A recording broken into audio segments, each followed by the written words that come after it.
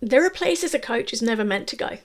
And unfortunately, the trend I'm seeing here as we're in the mid-2020s is that too many coaches are going there with the best of intentions, open hearts, wanting to make a difference for their clients and not realizing they're doing it. The number one place you do not want to go is therapy. If you have not had formal training in therapeutic interventions and being a therapist, do not touch therapy tools in a coaching session. It's a real soapbox for me. I'm seeing so many high-level coaching training courses teaching therapy and therapy-adjacent techniques for people to use in the workplace with colleagues where there is no psychological contract for that depth of work to be done. People not being warned. These are deep therapeutic techniques. You really need to have passed a 3-year therapy course with case studies, client work, supervision, personal therapy to be safe to use these. So we do not cross the therapy boundary, no matter how cool that technique looked on the TikTok or YouTube video. If it's therapy, we do not go there in coaching. We need to stop blurring that boundary. Another place we do not go in coaching is digging around in a client's past. Yes, there is information about past behavior that can be really useful to inform an understanding of the current situation and how that impacts what the client wants to achieve. But if you feel like you are doing an archaeological dig on a client's childhood, you have moved into therapy instead of coaching. If you are looking in the past for reasons why somebody did something, who is the person that gave the person this belief or this fear, you've moved into therapy. You are no longer coaching. One of the things we do in my Master Coach certification program is we can clear secondary gain. That's the hidden unmet need that a behavior or a decision is meeting. Yeah, that's right. We've got ways of clearing out those really, really deep subconscious blocks that do not require the client to use words.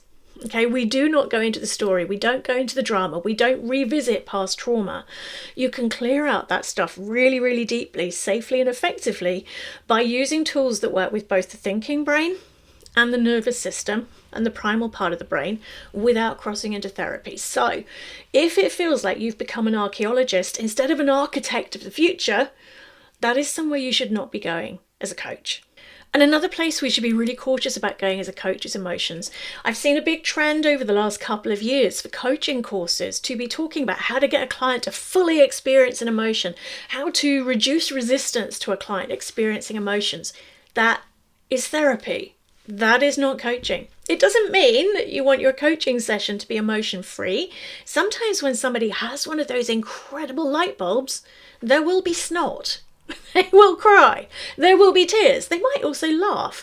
Some clients might just twitch a toe. Yeah, each of us is unique in how we react, but this trend we're seeing at the moment of getting clients to push on through any resistance to fully experiencing emotions from the past so that they can somehow have a cathartic release in the coaching session, that's no longer coaching.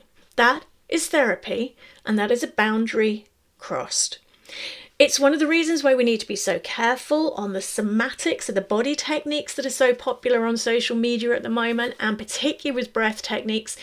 They can actually bring up repressed emotions in the nervous system from the body and force a client to experience them fully, whether they wanted to or not. It's really important if you're using that kind of technique with clients that you have had formal training from somebody who's actually been trained in how to teach this stuff to make it safe. So those are some of the areas that coaching should not be going. I'd love to hear your thoughts. Where do you think the boundaries are getting blurred?